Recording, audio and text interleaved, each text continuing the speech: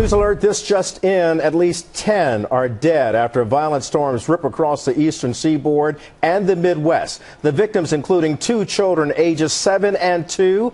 Hello everyone, I'm Kelly Wright. And I'm Patty Ann Brown. Welcome to a brand new hour inside America's news headquarters.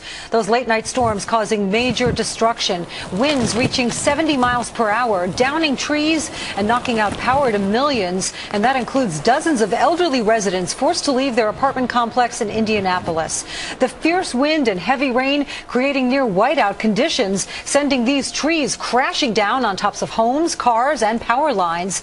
In northern Virginia, the storm killed at least 2 people. A young man was killed by a tree falling on his car, and a 90-year-old woman was crushed to death in her own bedroom.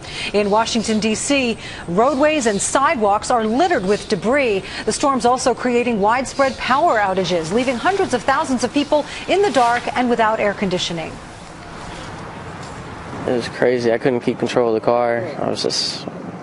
People were all over the place, I guess. Everybody was slamming on the brakes. There were these gigantic, towering power lines and poles leaning over Hamilton Road, and you could see it from like a mile's distance, and it just looked like something out of a Stephen King movie.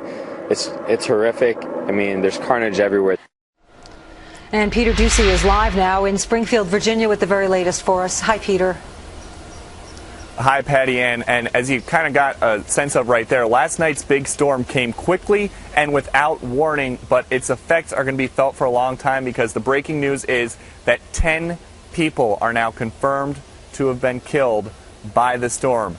2 in New Jersey, 2 in Maryland, 6 here in Virginia, including right behind me where a 90-year-old woman was fast asleep in her bed at 10:45 last night when a big tree fell on her bedroom, slicing her bedroom in 2. She was crushed, and the neighbors say that last night's storm here in Springfield was really scary.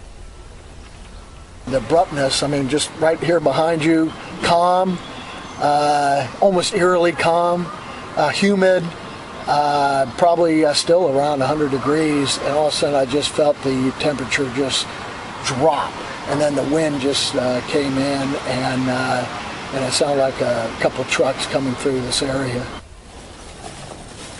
And as Virginians try to pick up the pieces and sort out what was lost and what was damaged, many are trying to stay cool and stop their food from spoiling without any air conditioning. It is going very quickly. They said about 2 bags per person is what they were trying to sell. They weren't going to give more than that, but they were very kind here at Giant and let us have 3. I would say that'll last me about 6 hours. So this is just your first trip to the store today? Yes. Just preparing for a couple days without power. So ice is the hot commodity here in Northern Virginia right now. Overall, over 2 million people right now are believed to be without power. In West Virginia, more people right now are believed to be without power than with power. About 700,000 people in the dark. And as for the heat right now in the D.C. metro area, we're in triple digits right now. And just to give you a sense of how historically hot it is right now, yesterday an 80-year temperature record fell over at Reagan Airport. It was 104 degrees. Patty Ann, back to you. Wow, Peter Ducey, incredible stuff.